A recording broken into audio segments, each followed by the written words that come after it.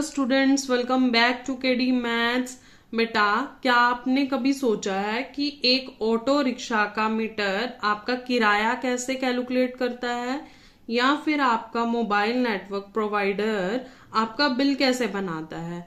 तो इन सब के पीछे मैथ्स का एक बहुत ही पावरफुल कॉन्सेप्ट छुपा हुआ है, जिसे नए सिलेबस गणित मंजरी क्लास 9th के चैप्टर 2 में हम पढ़ने वाले हैं। ठीक है, तो उसका नाम है चैप्टर का इंट्रोडक्शन टू लीनियर पॉलिनोमियल। तो चलो बेटा देखते हैं हमारे इस चैप्टर में क्या है।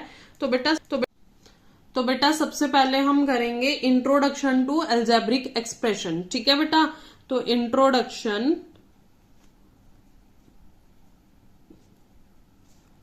To algebraic expression. अब ये अलजेब्रिक एक्सप्रेशन क्या होता है ये समझेंगे। सबसे पहले हम बेटा बेस बिल्ड करेंगे कि हमारा बेस किस तरीके से स्टार्ट होगा, उसके बाद हम चैप्टर के नेक्स्ट कॉन्सेप्ट पे जाएंगे। ठीक है, तो हम सीखेंगे कि अलजेब्रिक एक्सप्रेशन में जो नंबर्स होते हैं, नंबर्स, वेरिएबल्स और कोफिशिएंट्स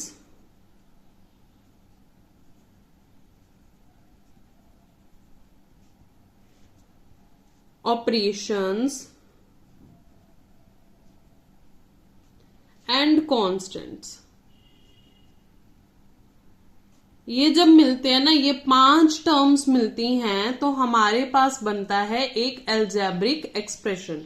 तो अब इसको अच्छे से समझने के लिए कि अलजेब्रिक एक्सप्रेशन बनता कैसे है, क्या है, किस तरीके से काम करता है, तो इनको समझने के लिए हम अपनी एनसीईआरटी एग्जाम्पल नंबर 1 देखेंगे। उससे हमें ज्यादा क्लियर होगा कि ये क्या चीज है। ठीक है बेटा, तो बेटा एनसीईआरटी की एग्जाम्पल नंबर 1 है हमारे पास, Raju went to shop where there were sealed boxes of different colours on sale. Raju एक शॉप पर गया, वहां पर क्या हो रहा है, अलग अलग रंग के बॉक्सेस जो हैं, सील्ड बॉक्सेस हैं, वो सेल के लिए हैं। Shop owner told him that the red boxes have 4 pens each. Shop owner ने क्या बताया उसको कि जो रेड वाले बॉक्सेस हैं उनमें क्या है, 4 पेन्स हैं। ठीक है, हर बॉक्स में 4-4 पेन है, और ब्लू बॉक्सेस में क्या है, 5 पेंसिल्स हैं।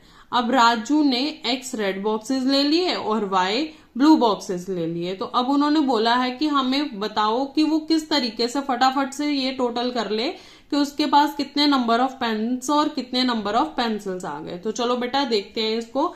देखो, हम लिख देंगे कि Raju bought X numbers of red boxes and Y number of blue boxes, है ना। ये तो हमें क्लियर है कि उसने X number of red boxes खरीदे और Y number of blue boxes खरीदे। अब और एक चीज बता रखी है हमें कि एक रेड बॉक्स में 4 पेन है, तो number of pens in 1 red box कितना था हमारे पास, 4। तो नंबर ऑफ पेन्स जो होगा इन X रेड बॉक्स, क्योंकि राजू ने तो X रेड बॉक्सेस खरीदे है ना, तो कितना हो जाएगा, 4 इंटू X, तो ये हो जाएगा 4X बॉक्सेस। ठीक है, अब सेम नंबर ऑफ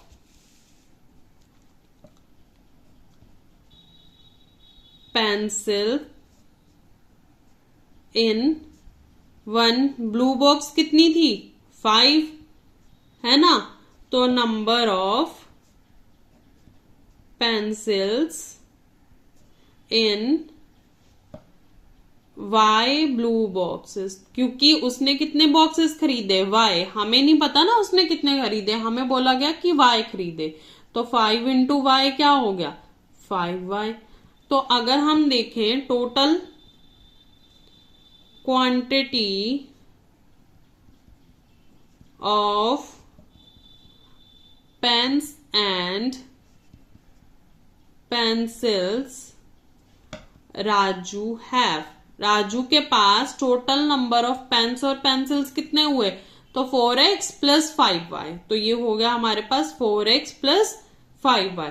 लेकिन बेटा रुको, अभी यहां पर हमारे पास एक ट्विस्ट और है। आगे क्वेश्चन अगर देखोगे तो उन्होंने बोला है also if he got 3 extra pens free, अगर उसको 3 एक्स्ट्रा पेन फ्री मिल रहे हैं तो how many pens and pencils did he get all together. तो ट्विस्ट ये था कि भाई शॉपकीपर ने उसको 3 एक्स्ट्रा पेन दे दिए, तो अब बताओ कि उसके पास टोटल कितने होंगे। तो देखो बेटा सिंपल सी चीज है, अगर 3 उसको पेन्स एक्स्ट्रा मिल रहे हैं तो नंबर ऑफ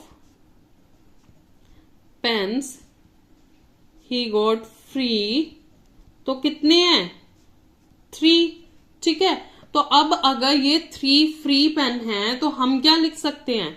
तो टोटल नंबर कितने हो गए? Total number of pens he have कितने हो जाएंगे? 4x plus 5y। इन्हीं में तो 3 ऐड होगा ना, तो ये हो गया हमारे पास टोटल। ठीक है बेटा, अब यही जो है ना 4x, देखो ये जो हमारे पास एक्सप्रेशन आया है, कौन सा एक्सप्रेशन आया है? 4x plus 5y plus 3। बेटा ये जो नंबर है ना हमारे पास, ये एक्सप्रेशन, इसी को बोला जाता है अलजेब्रिक एक्सप्रेशन। ठीक है बेटा, ये क्या है हमारे पास? यही है अलजेब्रिक एक्सप्रेशन। अब मैंने आपको पहले बोला था कि अलजेब्रिक एक्सप्रेशन हमारा किन किन चीजों से बनता है? Numbers, variables, coefficients, operations, constants, और हमारे पास ये बन जाता है टर्म्स। ठीक है बेटा, तो अब देखते हैं अब इस इक्वेशन के हिसाब से हमारे पास वो चीजें कौन सी हैं। तो चलो बेटा सबसे पहले देखेंगे हम टर्म्स। टर्म्स क्या होती हैं? देखो जो भी हमारे पास ये नंबर्स है ना 4x 5y 3, मतलब प्लस माइनस जिन नंबर्स को अलग कर रहा है, क्या नंबर को अलग कर रहा है? 4x को अलग कर रहा है, 5y को अलग कर रहा है और 3 को अलग कर रहा है। तो ये हो जाती है हमारे पास टर्म्स। इस पूरी इक्वेशन में जो साइन प्लस है वो जिस को अलग कर रहा है वो हमारे पास टर्म्स होंगी। ठीक है, तो अगर मैं इसमें टर्म्स लिखूं तो मेरे पास 3 टर्म्स आ गई, 4x 5y और 3। ये मेरे पास इसमें पूरी 3 टर्म्स आ गई। अब वेरिएबल क्या होता है? वेरिएबल्स होते हैं लेटर्स। ठीक है, वेरिएबल्स क्या होते हैं हमारे पास? लेटर्स। तो इस पूरी टर्म में हमारे पास कौन कौन से लेटर्स हैं? एक तो x है, दूसरा y है। तो हमारे पास वेरिएबल कौन से हो गए? x, y।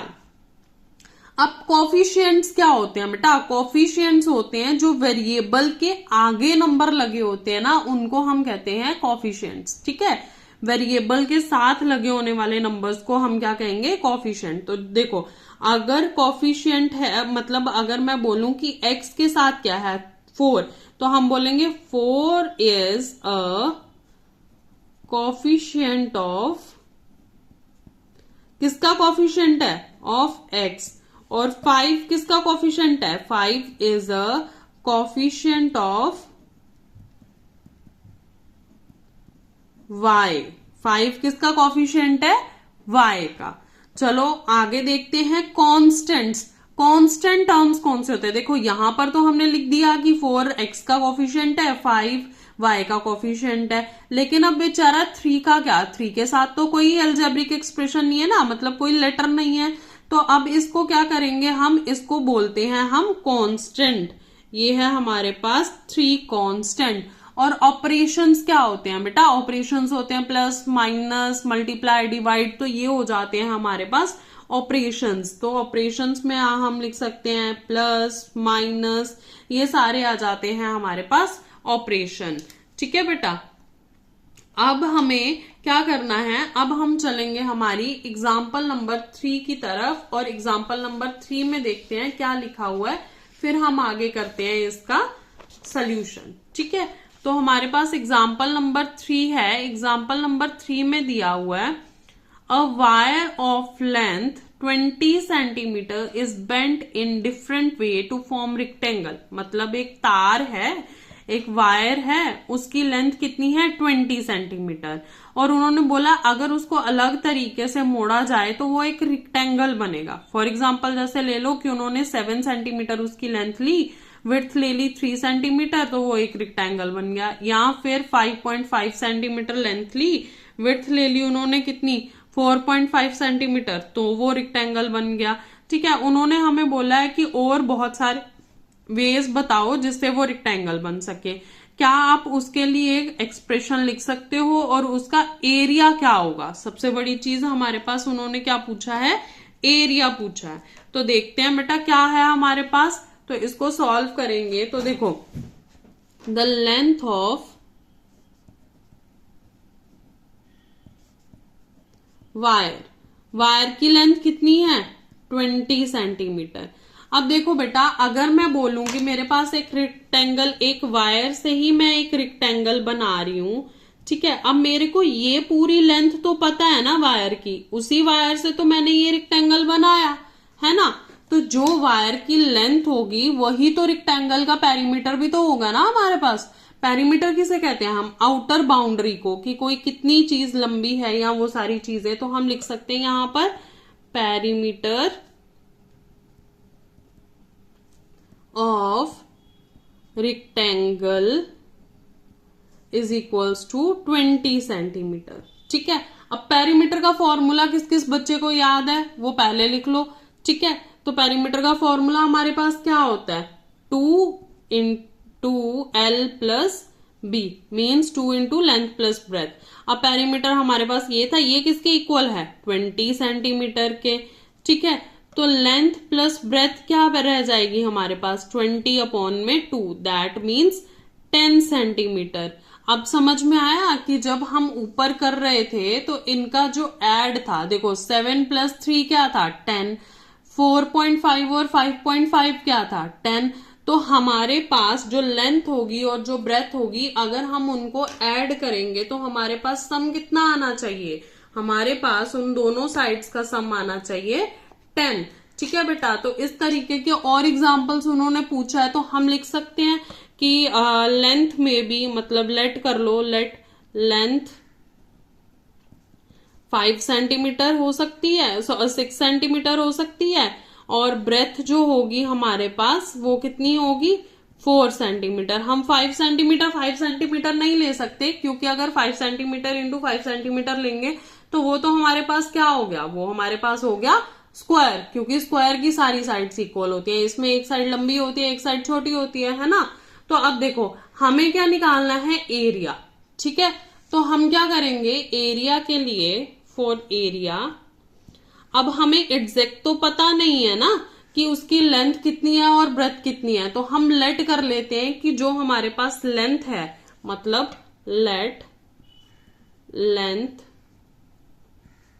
ऑफ रेक्टेंगल क्या है हमारे पास x सेंटीमीटर, और जो हमारे पास विड्थ है वो कितनी आ जाएगी, लेट, इसे भी लेट ही करना पड़ेगा। तो विड्थ कितनी आ गई हमारे पास, width of a rectangle is equals to 10 minus x centimetre. अब बहुत सारे बच्चे कंफ्यूज हो जाते हैं कि यहाँ पे 10 माइनस x क्यों लिया। तो देखो बेटा, अगर मैं यहां पर आपको समझाऊं, लेंथ अगर मेरी 6 है, मेरे को टोटल पता है 10 सेंटीमीटर होगा, तो 10 में से 6 निकालूंगी तभी तो ब्रेथ आएगी ना 4 सेंटीमीटर, है ना। जो उसकी विड्थ है वो तभी तो 4 सेंटीमीटर आएगी। तो सेम अगर मेरे पास कोई लेंथ x सेंटीमीटर है, विड्थ निकालनी है, तो मैं 10 में से लेंथ को माइनस कर दूंगी तो मेरी विड्थ निकल आएगी। तो सेम प्रोसीजर मैंने यहां पर किया। अब हमारे पास एरिया ऑफ रेक्टेंगल क्या होता है, एरिया ऑफ रेक्टेंगल होता है लेंथ मल्टीप्लाई बाय ब्रेथ। तो लेंथ है हमारी x, ब्रेथ है हमारे पास 10 माइनस एक्स, इंटू किया तो ये आ गया 10x माइनस एक्स स्क्वायर। ठीक है बेटा, अब यहां पर क्या आ गया हमारे पास 10x इंटू एक्स स्क्वायर। अब इस वाली टर्म को ना, इस वाले एल्जेब्रिक एक्सप्रेशन को ध्यान से देखो और ये बताओ कि इसमें कौन कौन से लेटर आ रहे हैं। इसमें तो सिर्फ हमारे पास एक ही लेटर आ रहा है ना, वो क्या है हमारे पास x। तो बेटा जिसमें सिर्फ एक लेटर वाले वेरिएबल आए ना, मतलब सिर्फ एक ही लेटर हो, मतलब एक ही वेरिएबल हो पूरी इक्वेशन में, तो उन्हें हम कहते हैं वन वेरिएबल पॉलिनोमियल। क्या कहते हैं? वन वेरिएबल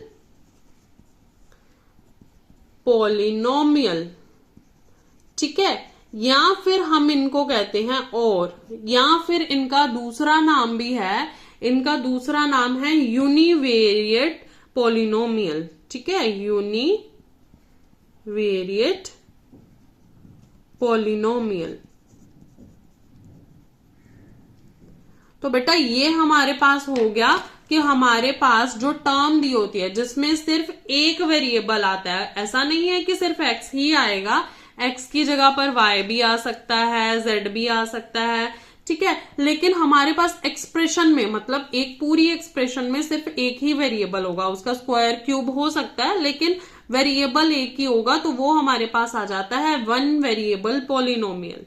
ठीक है बेटा, तो अब हम अगले टॉपिक पे चलते हैं। अगला टॉपिक जो है वो है हमारा, हमने किस तरीके से पॉलिनोमियल्स को डिग्री के बेस पर समझना है। डिग्री क्या होती है आप वो समझेंगे। तो चलो करते हैं अगले पेज पर। तो बेटा अब है हमारे पास पॉलिनोमियल बेस्ड ऑन डिग्री। अब डिग्री क्या होती है, सबसे पहले हमने डिग्री समझना है कि डिग्री क्या होती है। तो डिग्री जो होती है ना, वो हमारे पास वेरिएबल की सबसे हाईएस्ट जो हमारे पास पावर होती है, हम उसको डिग्री कहते हैं। जैसे हमारे पास अभी क्वेश्चन में क्या आया था, अभी हमारे पास क्वेश्चन का आंसर जो था वो था 10x माइनस एक्स स्क्वायर, है ना, 10x माइनस एक्स स्क्वायर। तो इस पूरे पॉलिनोमियल में x की सबसे बड़ी पावर कौन सी है? इस पूरे वेरिएबल में x की पावर है 2 बड़ी। यहां पर देखो x1 है, x2 है। तो मतलब अगर मैं इस पॉलिनोमियल की या इस अलजेब्रिक एक्सप्रेशन की बात करूं तो इसमें सबसे हाईएस्ट डिग्री क्या है? 2। तो ये हमारे पास हो गई डिग्री। ठीक है, अब डिग्री के बेसिस पे ही ना हमारे पास 4 टाइप्स होती हैं पॉलिनोमियल्स की। तो अब वो टाइप्स कौन सी होती हैं, मैं नाम लिख देती हूं। सबसे पहले होती है हमारे पास क्यूबिक। ठीक है, सेकंड वन आ जाती है हमारे पास क्वाड्रेटिक। थर्ड वाली आ जाती है हमारे पास linear polynomials. And last one आ जाते हैं हमारे पास फोर्थ वाले कांस्टेंट पॉलिनोमियल्स। ठीक है बेटा, ये 4 पॉलिनोमियल्स होते हैं बेस्ड ऑन डिग्री पॉलिनोमियल्स। ठीक है, अब ये क्या क्या होते हैं, अब इसको एक एक एग्जांपल से समझते हैं। जैसे क्यूबिक का है, तो अगर मैं एक एग्जांपल दूं आपको, 4x cube minus x square plus 2x minus 1। तो देखो इसमें x की सबसे बड़ी पावर कौन सी है? तो x की पावर क्या है? 3। तो 3 का आपको याद होगा 8th में आपने किया था स्क्वायर एंड क्यूब। तो क्यूब में क्या होता है, एक नंबर 3 टाइम्स इंटू होता है। तो x की पावर 3 का मतलब भी तो यही है ना कि x 3 टाइम्स इंटू हो रहा है। तो यहां से हमारे पास आ गया क्यूब। तो हम लिख देंगे highest power of x is equals to 3, जिसमें हाईएस्ट पावर x की 3 होती है, वो हो जाता है हमारे पास क्यूबिक। अब क्वाड्रेटिक पे आते हैं, 2x square minus 5x plus 1 ले लेते हैं। या फिर जो हमारे पास अभी अभी ऊपर हमने एग्जाम्पल किया था, देखो ये जो एग्जाम्पल है हमारे पास 10x माइनस एक्स स्क्वायर, तो इसमें भी तो स्क्वायर आ रहा है ना। तो क्वाड्रेटिक क्या हो जाता है, जिसमें हाईएस्ट पावर क्या होती है? हाईएस्ट पावर ऑफ x क्या हो जाती है? 2। ठीक है बेटा, अब लीनियर पॉलिनोमियल का एग्जांपल ले लेते हैं। 3x माइनस 2 ले लो या 8z प्लस 7 ले लो, कुछ भी ऐसा एग्जांपल ले लो। तो देखो x या फिर z की, मतलब हमारे पास जो वेरिएबल है उसकी हमने सबसे बड़ी पावर देखनी होती है। तो हमारे पास x की यहां पर 1 है, z की पावर यहां पर 1 है। तो हाईएस्ट पावर ऑफ वेरिएबल क्या है हमारे पास 1। अब आता है ट्विस्ट। ट्विस्ट क्या है, कांस्टेंट पॉलिनोमियल पर। अगर मैं बोलूं कि 5 जो है क्या ये मेरा पॉलिनोमियल है, तो बहुत सारे बच्चे बोलेंगे नहीं नहीं ये तो कोई पॉलिनोमियल नहीं है, क्योंकि इसके साथ कोई एक्स वाई जेड कोई टर्म नहीं बन रही है, तो ये कोई पॉलिनोमियल नहीं है। नहीं बेटा, yes it is a polynomial, it is a polynomial. अब ये पॉलिनोमियल कैसे हो गया, देखो बड़ा इंटरेस्टिंग सी चीज है। अब देखो अगर मैं लिख दूं 5x रेज टू पावर 0, है ना, 8th में एक्सपोनेंट एंड पावर्स पड़े हुए हैं, तो हमें पता है कि जब भी किसी एल्जेब्रिक एक्सप्रेशन की या जब भी किसी वेरिएबल की डिग्री 0 होती है, दैट मीन्स उसका नंबर क्या आ जाता है 1। तो अगर मैं x की पावर 0 जो है वो 1 के इक्वल होती है, तो 5 इंटू 1 ये तो 5 ही हो गया ना।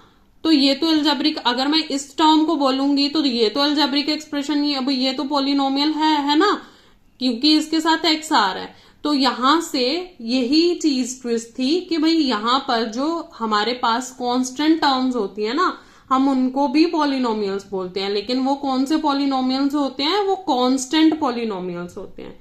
ठीक है बेटा, वो कौन से पॉलिनोमियल्स होते हैं, कांस्टेंट पॉलिनोमियल्स। तो चलो चलते हैं हम अपने अगले टॉपिक पर और हम सॉल्व करते हैं हमारा एग्जाम्पल नंबर 4।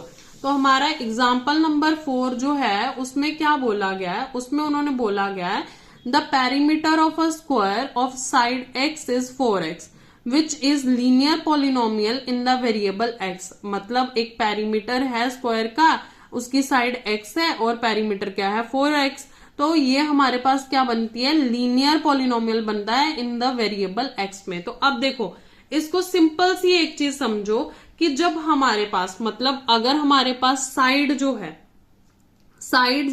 अगर हमारे पास 1 होगी, देखो if side is equals to 1 centimetre, तो हमारे पास जो एरिया आएगा उसका, सॉरी पेरीमीटर जो आएगा, पेरीमीटर वो कितना आएगा, पेरीमीटर का फॉर्मूला क्या होता है 4 इंटू साइड, है ना। तो हमारे पास ये क्या आ गया 4 इंटू 1, 4 सेंटीमीटर। अगर हमारे पास साइड जो है वो 2 सेंटीमीटर होगी, तो पेरीमीटर कितना आ जाएगा 4 इंटू 2, तो ये आ गया 8 सेंटीमीटर। अगर हमारे पास साइड जो है वो 3 होगी, तो पेरीमीटर कितना आ जाएगा 4 इंटू 3, तो वो कितना हो गया 4 3 जा 12 सेंटीमीटर। ठीक है बेटा, तो इसमें एक पैटर्न बन रहा है। देखो आपने पैटर्न क्या नोटिस किया, 4 8 12, है ना। तो जो पैटर्न बन रहा है वो ऐसे बनेगा, मतलब हर बार जो हमारी साइड है अगर 1 सेंटीमीटर बढ़ रही है, तो हमारा पेरीमीटर में कितने ऐड हो रहे हैं 3 नंबर्स ऐड होके वो 4 स्टेप अहेड चला जा रहा है। तो मतलब जो पैटर्न बना वो क्या बना 4 8 12 16, मतलब हर बार क्या हुआ 4 नंबर्स क्या हो गए, ऐड होते चले गए।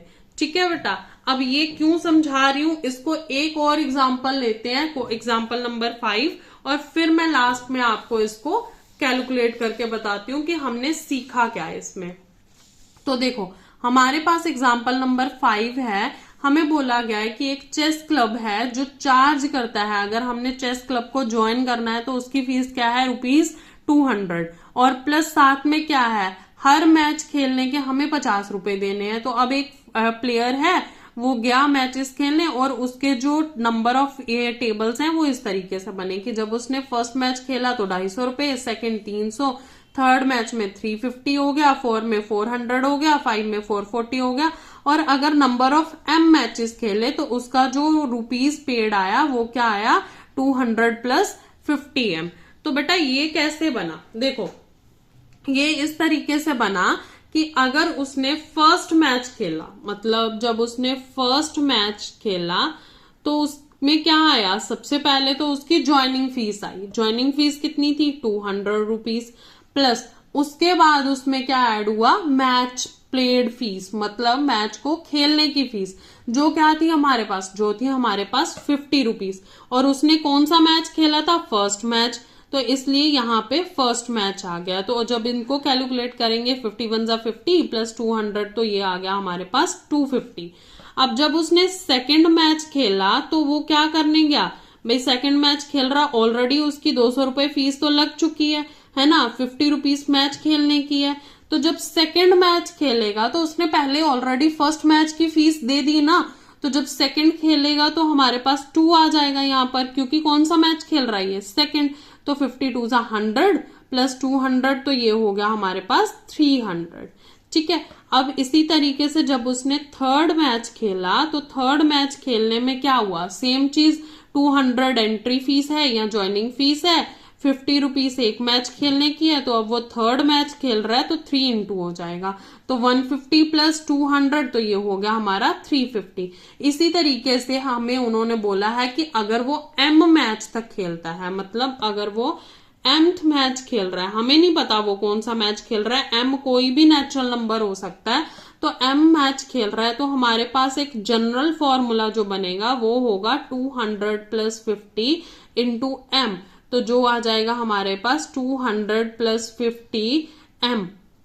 देखो अब इस जनरल फॉर्मूला का वो क्या है, यूज क्या है। अगर मान लो कि यहाँ पे आपको क्वेश्चन दे दिया और आपसे ये पूछा जाए कि हमें बताओ कि वो उसने 10 मैच खेलने हैं, तो भाई वो 10 मैच के बाद टोटल कितनी पैसे देगा या कितनी फी पे करेगा, तो हम सीधा सीधा क्या करेंगे, इस जनरल मैच में m की जगह पर 10 पुट कर देंगे, तो वो हो जाएगा हमारा 200 प्लस 50 इंटू 10, तो ये आ गया 200 प्लस 500, तो ये हो गया 700। तो हमने यहां से सीधा सीधा निकाल दिया कि अगर वो 10 मैच खेलेगा तो उसको 700 रुपए देने पड़ेंगे। अगर हम स्टेप बाय स्टेप निकालते तो कितना लंबा क्वेश्चन हो जाता, तो यहां पर हमने क्या कर दिया, सीधा सीधा निकाल दिया। बेटा ये हमारे पास इजी वे होता है किसी भी क्वेश्चन को सॉल्व करने का। ठीक है, अब दोबारा से अगर आप इस पैटर्न को नोटिस करोगे तो हमारा पैटर्न क्या बन रहा है, 200, उसके बाद बना हमारे पास 250, उसके बाद बना हमारे पास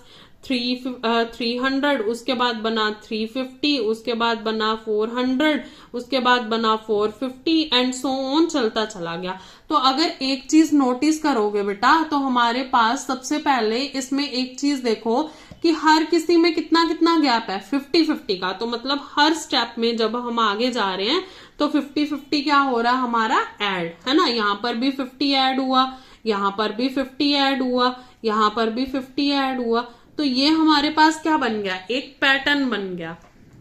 तो बेटा इसी पैटर्न को हम कहते हैं लीनियर पैटर्न। क्या कहते हैं, लीनियर पैटर्न। ये जो पैटर्न बना ना हमारा, ये जो पैटर्न बना कि हर बार एक ही नंबर ऐड हो रहा है, वो होता है हमारा लीनियर पैटर्न। ठीक है बेटा, ये हमारा उसमें आ जाएगा इक्वेशन में। ठीक है, अब लीनियर पैटर्न तो हो गया। लीनियर पैटर्न क्या है कि जब किसी पैटर्न या सीक्वेंस में हर अलग मतलब अगले उसमें जाते हैं, अगली यूनिट में जाते हैं, अगले उस बढ़ने में जाते हैं, तो उसमें हर बार एक फिक्स वैल्यू बढ़ती है, हर बार एक फिक्स वैल्यू या तो इंक्रीज होगी या डिक्रीज होगी, तो उसी को हम कहते हैं लीनियर पैटर्न। ठीक है बेटा, अब इसी से रिलेटेड हमारे पास एनसीईआरटी में एग्जाम्पल नंबर 7 और 8 है, तो वो एग्जाम्पल्स हम आगे करेंगे। हमारे पास लीनियर पैटर्न हमने समझ लिया कि क्या होता है, तो अब देखते हैं हमारे पास कि हम लीनियर पैटर्न में ना एक चीज और आती है, वो आती है हमारे पास लीनियर ग्रोथ और लीनियर डिके। तो वो भी सीखेंगे, लेकिन अभी पहले हम सीख लेते हैं कि लीनियर पॉलिनोमियल्स क्या होते हैं।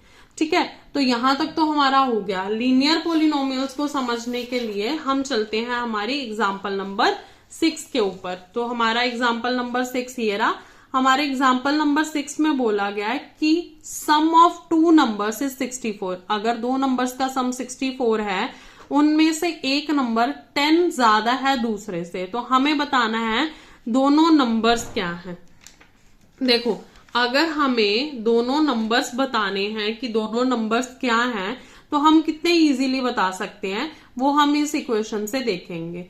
तो हमारे पास क्या है, sum of 2 numbers, sum of 2 numbers, 2 numbers का सम कितना है 64, है ना, यही है। ठीक है, अब लेट कर लो कि जो छोटा वाला नंबर है ना, let the smaller number,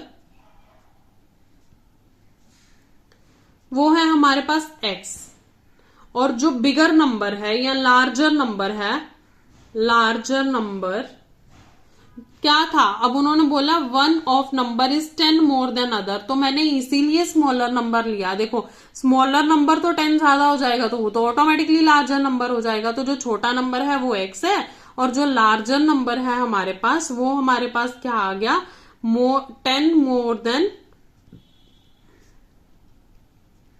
x आ जाएगा। तो इसको अगर लिखेंगे तो ये आ जाएगा 10 मोर देन x है, तो हमारे पास x प्लस 10 हो गया।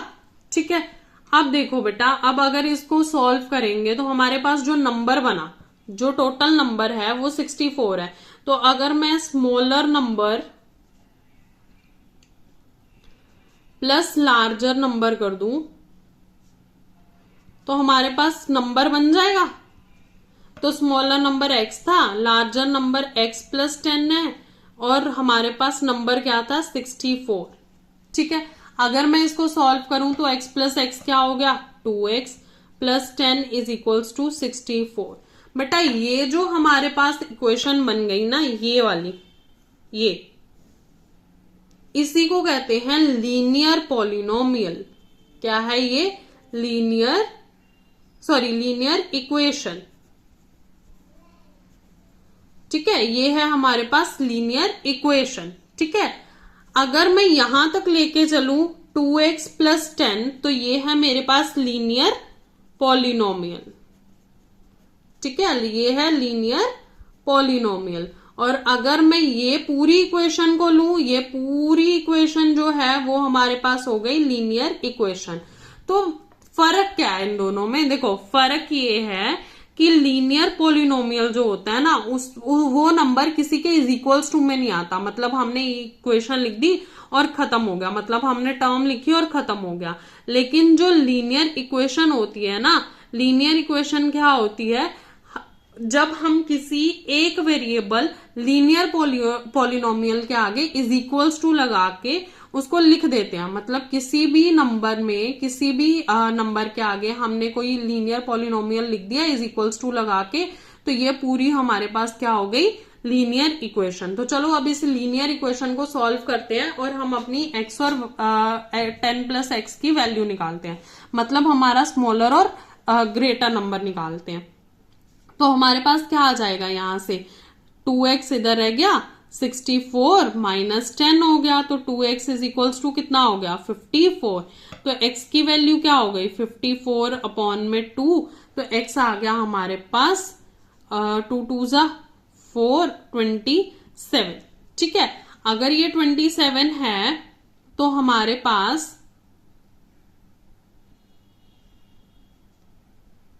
एक सेकेंड,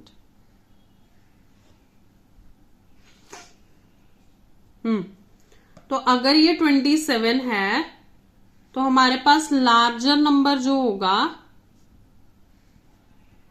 वो क्या आ जाएगा, x प्लस 10 था, तो 27 प्लस 10 हो गया 37। अब अगर हमें चेक करना है कि ये नंबर सही है कि नहीं है, तो हम कैसे कर सकते हैं, देखो बेटा हम इसको किस तरीके से चेक कर सकते हैं। तो ये हमारा था 27 प्लस 37, तो 7 प्लस 7 14, 4 1 2 3 और 1 6, तो 64, टोटल 64 ही था ना। तो ये हमारा हो गया हमारा क्वेश्चन सॉल्व। तो यहां से हमने क्या सीखा, हमने सीखा कि लीनियर इक्वेशन और लीनियर पॉलिनोमियल में क्या डिफरेंस है। लीनियर पॉलिनोमियल कोई भी एक पॉलिनोमियल हो सकता है, 2x plus 10, 3x plus 4, 5x plus 2, इस तरीके से हमारे होते हैं लीनियर पॉलिनोमियल। तो जब हम लीनियर पॉलिनोमियल को इज इक्वल्स टू लगाकर किसी दूसरी वैल्यू के इक्वल कर देते हैं तो वो हमारी बन जाती है लीनियर इक्वेशन।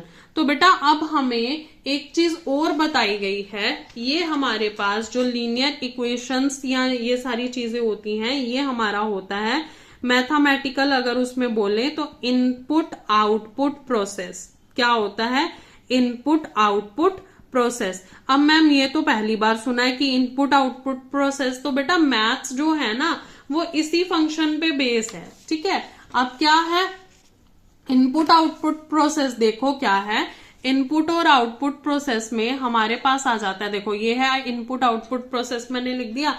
अब देखो एक छोटी सी एग्जांपल लेके समझते हैं। ये हमारे पास एक फनल है ना, ये हमारे पास क्या आ गई, एक फनल। अब इस फनल में मेरे पास एक इक्वेशन है y is equals to 2x plus 3, ठीक है। अब इसमें अगर मैं x की वैल्यू जो है उसको 4 इनपुट करूंगी, मतलब मैंने क्या किया, 4 की वैल्यू इसमें डाली, तो ये हमें इक्वेशन सॉल्व करके क्या देगा, ये हमें y की वैल्यू सॉल्व करके देगा। तो देखो अगर मैं 2 की जगह x की जगह पर 4 रखती हूं तो ये आ जाएगा 2 इंटू 4 प्लस 3, तो ये आ गया 8 प्लस 3 इज इक्वल्स टू 11, ठीक है। तो ये हमें देगा y की वैल्यू 11। तो ये जो प्रोसेस होता है ना, इसको मैथ्स में फंक्शंस का बेस माना जाता है कि ये फंक्शंस का बेस है, ठीक है। अब फंक्शंस क्या होते हैं वो आप अपनी फर्दर क्लासेस में पढ़ोगे। तो बेटा यहां तक हमारा जो था वो हमारा क्या क्या कंप्लीट हो गया, हमने पढ़े लीनियर पॉलिनोमियल्स क्या होते हैं, लीनियर इक्वेशंस कैसे बनती हैं, है ना, लीनियर पैटर्न क्या होता है। अब हम जो पढ़ेंगे वो है हमारे पास लीनियर रिलेशनशिप। लीनियर रिलेशनशिप्स क्या होती हैं, तो बेटा लीनियर रिलेशनशिप्स को समझने के लिए हम चलते हैं थोड़ा सा आगे, ठीक है। लीनियर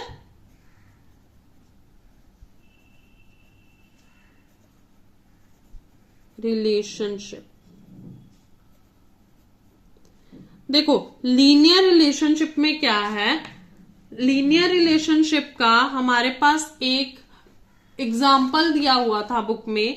एक एग्जाम्पल नहीं है वो, वैसे ही उन्होंने बना रखा है कि अगर हमारे पास स्टेज 1 है तो उसमें टाइल 1 आ जाएगी, स्टेज 2 है तो टाइल्स 3 हो जाएंगी, स्टेज 3 है तो हमारे पास टाइल्स क्या हो जाएंगी, 5 हो जाएंगी। इस तरीके से उन्होंने दिया हुआ था, ठीक है। तो हम लिख देते हैं स्टेज 1 पर हमारे पास टाइल 1 लग रही है, स्टेज 2 पर हमारे पास टाइल 3 लग रही है, स्टेज 3 पर हमारे पास टाइल 5 लग रही है, स्टेज 4 पर हमारे पास टाइल क्या लग रही है, 7 लग रही है, ठीक है। तो देखो अब इसमें क्या है, इसमें हर स्टेज में मतलब स्टेज भी बढ़ रही है और हमारे पास क्या हो रहा है, हमारे पास नंबर ऑफ टाइल्स भी बढ़ रहे हैं। नंबर ऑफ टाइल्स कैसे बढ़ रहे हैं, 1 3 5 7, तो नंबर ऑफ टाइल्स में अगर आप डिफरेंस देखोगे तो वो क्या है, हमारा नंबर ऑफ टाइल्स में डिफरेंस है 2, और स्टेजेस में देखोगे तो वो तो 1 1 का डिफरेंस है।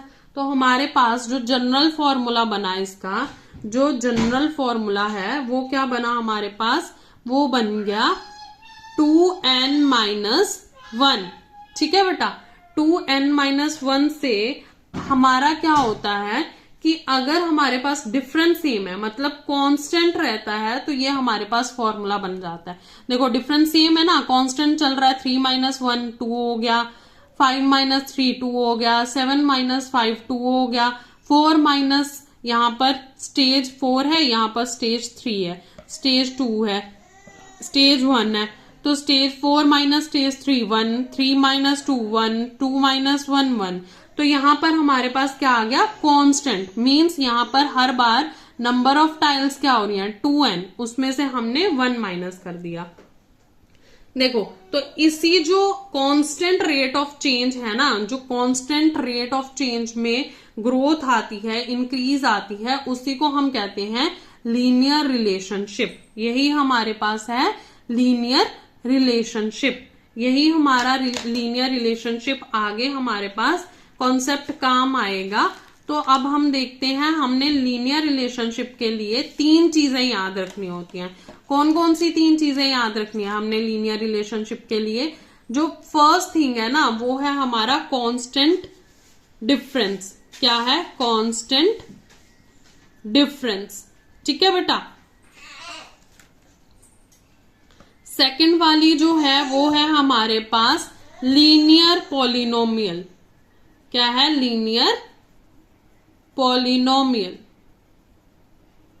और थर्ड वाला जो होगा वो हमारे पास होगा constant rate of growth. Constant rate of growth का मतलब है कि फिक्स्ड सेम रेट से चलना। जैसे हमारे पास टाइल्स क्या थी, हमारे पास स्टेज थी 1 2 3 और टाइल्स कैसे लग रही थी 1 3 5। तो अगर आप देखोगे तो इसमें कांस्टेंट रेट ऑफ चेंज है और इसमें भी कांस्टेंट रेट ऑफ ग्रोथ है। तो इसको कहते हैं हम लीनियर रिलेशनशिप। ठीक है बेटा, अब हम करेंगे हमारा एग्जाम्पल नंबर 7। तो चलो बेटा देखते हैं हम अपना एग्जाम्पल नंबर 7। अब एग्जाम्पल नंबर 7 में क्या दिया है, Bela has ₹100 for pocket money, मतलब बेला को 100 रुपए पॉकेट मनी मिली। She spend ₹5 every day. अब वो हर दिन क्या कर रही है, 5-5 रुपए खर्च कर रही है।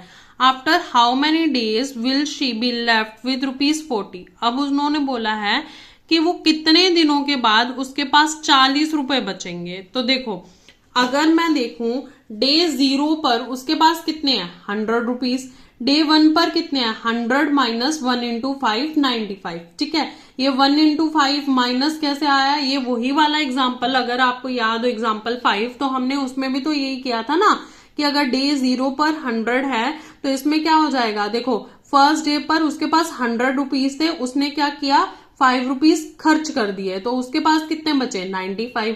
सेकेंड डे पर 100 रुपीज जो थे 0 डे वाले वो आए और क्या आया हमारे पास 5 रुपीज, तो वो ऑलरेडी खर्च चुकी थी फर्स्ट डे, तो सेकेंड डे उसने 5 रुपीज और खर्चे ना, तो 2 इंटू 5 क्या हो गया 90।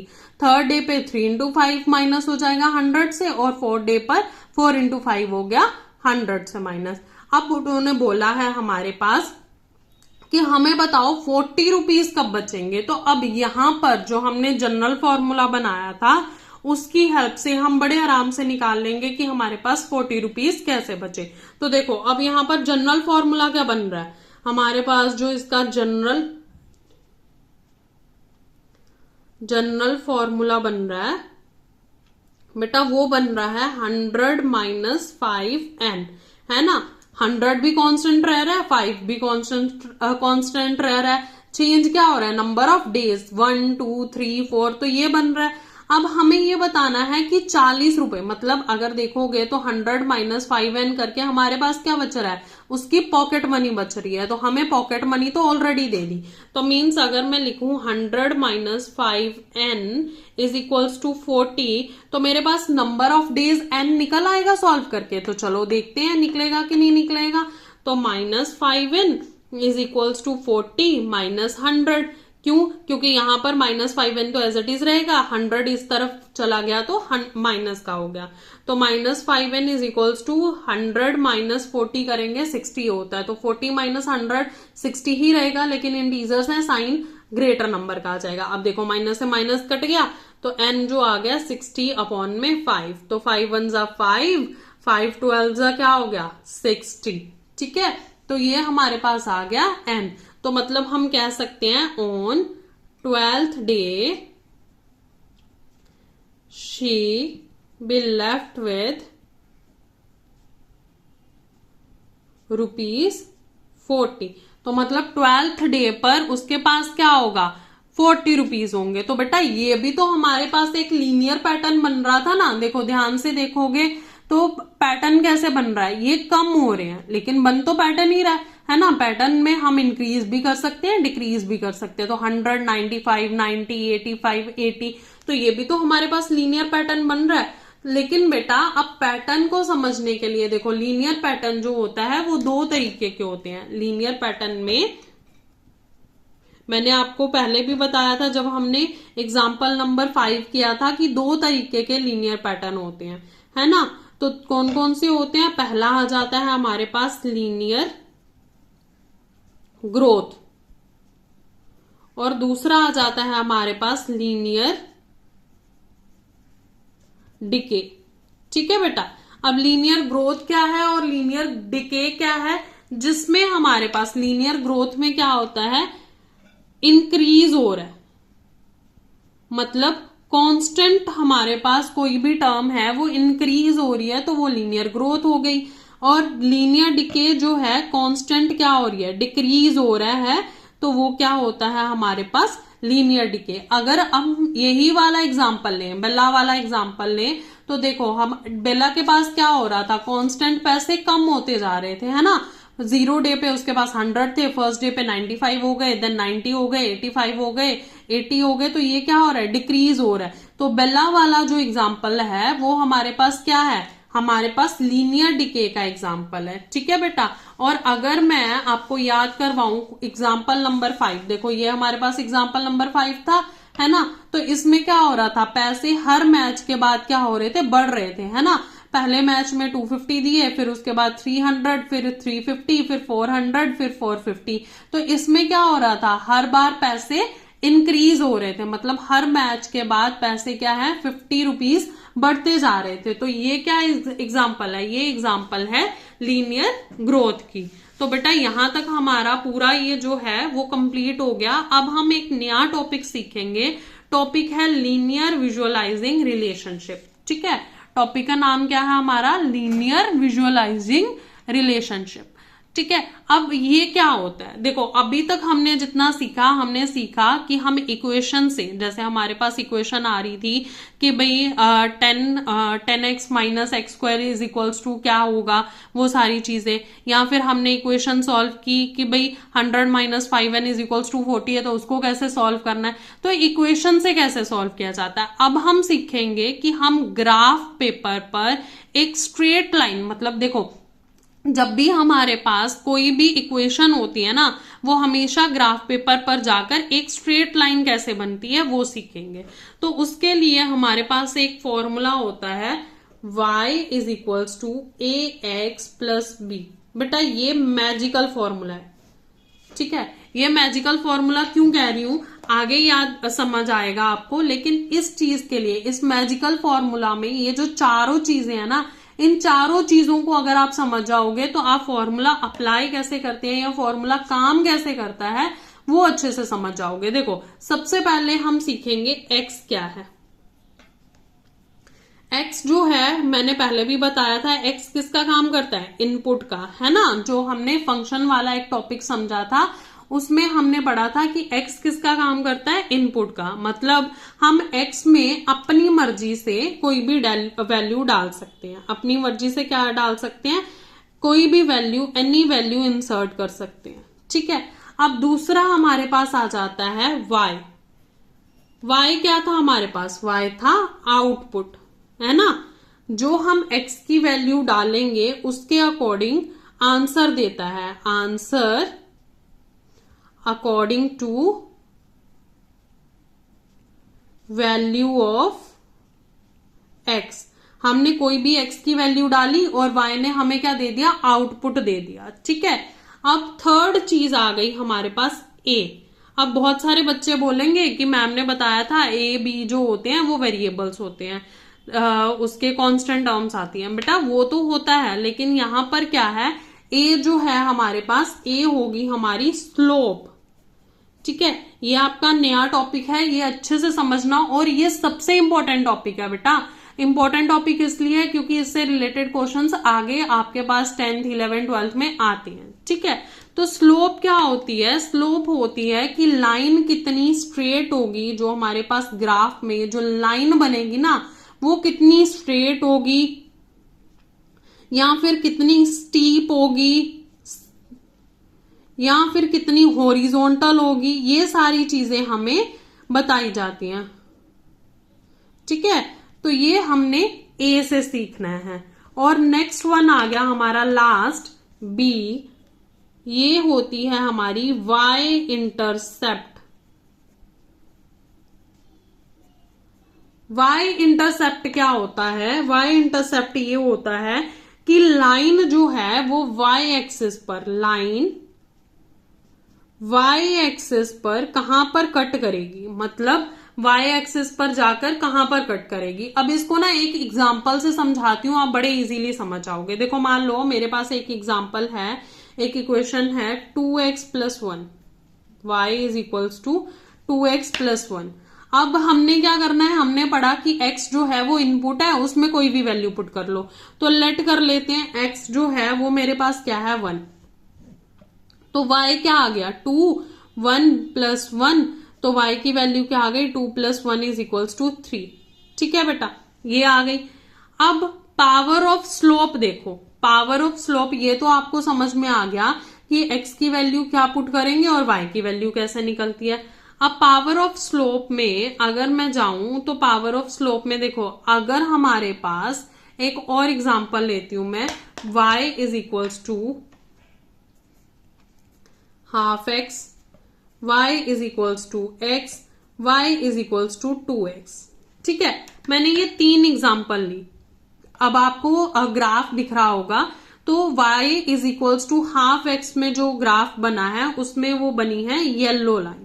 ठीक है बेटा, ½ x की क्या बनी है, येलो लाइन। x वाली जो बनी है वो बनी है ग्रीन लाइन और 2x वाली बनी है रेड लाइन।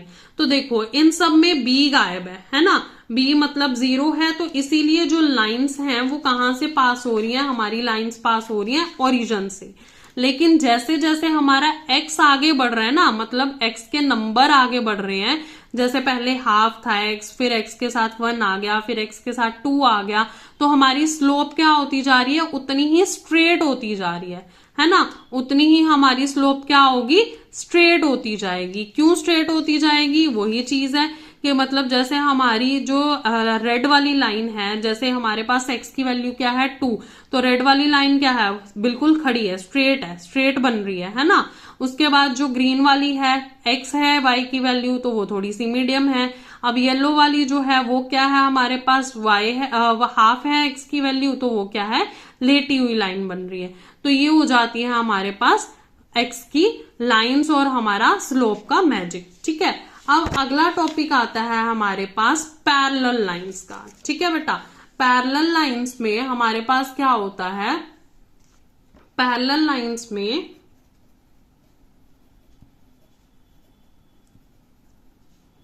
जैसे एग्जांपल ले लेते हैं हम, y = 2x + 5 है, y = 2x + 1 है और y = 2x - 1 है। तो अब आप देखोगे कि x सब में इक्वल है, 2 2 2 है, तो इसमें जब x सब में इक्वल आता है ना, तो ये हमारे पास किसकी लाइंस हो जाती हैं, ये हमारे पास हो जाती हैं पैरेलल लाइंस। लेकिन देखो बेटा y इंटरसेप्ट डिफरेंट है, y क्या है हमारे पास, +5 है, +1 है और -1 है। तो जैसे जैसे हमारा जो है वो y की वैल्यू चेंज होगी, वो हमारे पास क्या आ जाएगी, वैसे वैसे चेंज होती चली जाएगी। फॉर एग्जाम्पल जैसे हमारे पास आया कि +5 है, तो ये सबसे ऊपर जाएगी, फिर उसके बाद बीच में चली जाएगी, -1 वाली नीचे चली जाएगी। ठीक है बेटा, अब हमें ये टॉपिक करना है कि हम स्लोप को फाइंड कैसे करते हैं, हाउ टू फाइंड स्लोप। अब स्लोप को फाइंड कैसे किया जाता है, तो स्लोप को फाइंड करने का जो बेटा फॉर्मूला होता है ना, वो होता है राइज अपॉन रन। अगर मैं नॉर्मल लैंग्वेज में बोलूं तो मेरे पास वो है स्लोप = राइज अपॉन में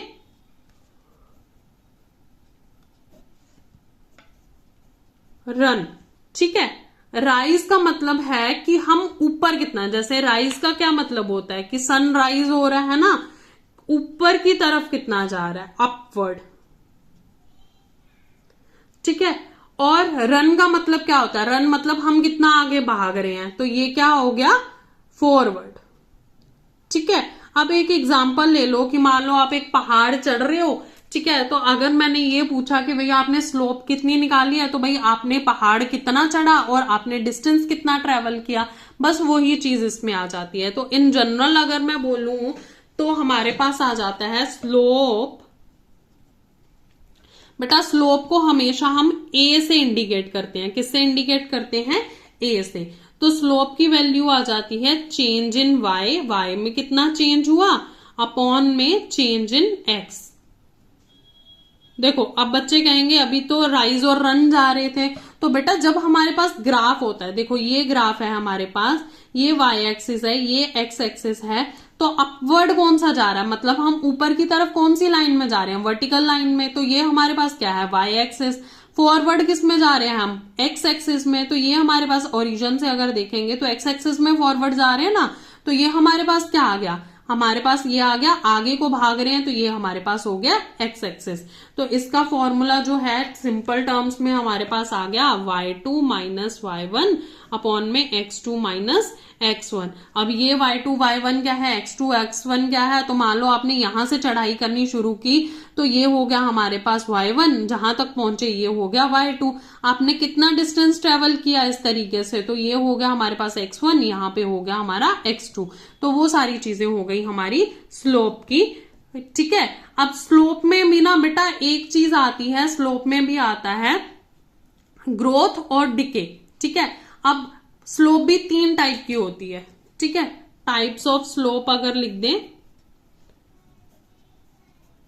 तो ये हमारे पास हो गई, पहली आती है पॉजिटिव स्लोप,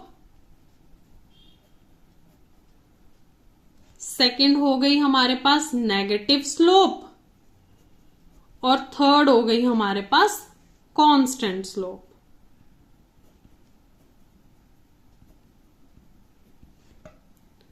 देखो, अगर हमने ग्राफ पेपर पर देखना हो ना पॉजिटिव स्लोप, तो ग्राफ पेपर पर जैसे फॉर एग्जांपल मान लो y is equals to 2x है। ठीक है, तो अगर आप ग्राफ पेपर पर देखोगे तो लेफ्ट टू राइट अगर जाओगे तो हमारे पास लाइन जो है ना, वो लाइन जो है वो अपवर्ड जाएगी। ठीक है, इस तरीके से, मतलब अगर ग्राफ ये है तो लाइन इस तरीके से लेफ्ट टू राइट देखोगे तो इस तरीके से ऊपर की तरफ जाएगी। ठीक है, ये जो है हमारा ग्रोथ का साइन है, अपवर्ड को जाएगी। Line goes to upward. ठीक है, अगर नेगेटिव की बात देखें, जैसे मान लो y is equals to minus 3x है, तो अगर सेम लेफ्ट टू राइट देखोगे तो हमारी जो लाइन है वो कहां पे आएगी, लाइन जो आएगी वो जाएगी डाउनवर्ड, इस तरीके से नीचे की तरफ जाएगी। ठीक है, तो ये आ जाएगी लाइन गोज टू डाउनवर्ड। और अगर हम कांस्टेंट स्लोप देखें तो कांस्टेंट स्लोप में क्या होता है, कांस्टेंट स्लोप में हमारे पास आ जाता है कि लाइन जो है वो हॉरिजॉन्टल है, मतलब ये ग्राफ है, लाइन ऐसे हो सकती है, ऐसे हो जाती है, तो जो लाइन है वो क्या हो जाएगी, हॉरिजॉन्टल। यहां फिर हम कह दें कि पैरेलल टू एक्स एक्सिस हो जाएगी। ठीक है बेटा, तो ये हमारे पास हो जाएगी हॉरिजॉन्टल लाइन। अब देखो, मैंने आपको एक चीज बोली थी कि हमारे पास ग्रोथ और डिके स्लोप होती है, तो ग्रोथ क्या है, हमारे पास बढ़ रही है, तो पॉजिटिव स्लोप को ही हम क्या कह देते हैं, ग्रोथ स्लोप। हमारे पास ये क्या हो रही है, कम हो रही है, तो नेगेटिव स्लोप क्या हो गई हमारे पास, डिके स्लोप, है ना, हमारे पास ये हो गई डिके स्लोप। और कांस्टेंट तो कांस्टेंट ही रहेगी। तो बेटा इस वीडियो में हमने अपने chapter 2 introduction to linear polynomial की पूरी इंट्रोडक्शन कर ली है। अच्छे से आपको चैप्टर समझ आ जाएगा अगर आपने इंट्रोडक्शन अच्छे से कर ली। इसमें जो बाकी के एग्जाम्पल्स रह गए हैं, जब हम एक्सरसाइज करेंगे तो उनसे जो आगे के एग्जाम्पल्स होंगे वो हम एक्सरसाइज के साथ साथ करते जाएंगे। तो अगर आपको वीडियो समझ आ रही हो तो आप चैनल को सब्सक्राइब करो, लाइक करो और अपने क्लासमेट्स वगैरह के साथ भी शेयर करो। तब तक आप पढ़ते रहो, हम नेक्स्ट वीडियो में करेंगे एक्सरसाइज 2.1। ठीक है बेटा।